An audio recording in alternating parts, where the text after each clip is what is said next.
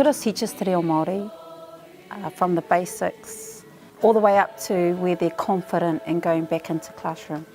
I suppose to make them successful is to make them feel successful first. So we start off with getting to know one another, finding out where they're from, what they like, what they don't like, and then introducing them into the learning through what they're passionate about. And from there, it's pretty much up to them. Eventually they become more confident with Te Reo. We're now working on their confidence. It's helped me speak more fluently and more confidently, like in the class and around the school, because like, all my friends speak Māori, so it's just like helped me understand what they're saying.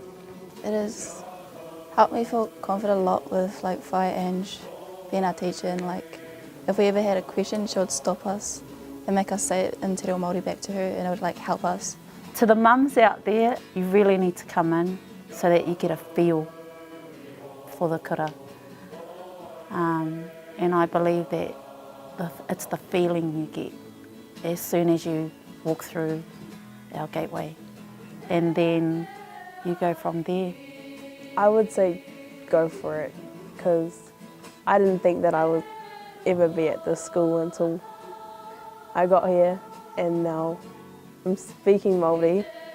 It's good.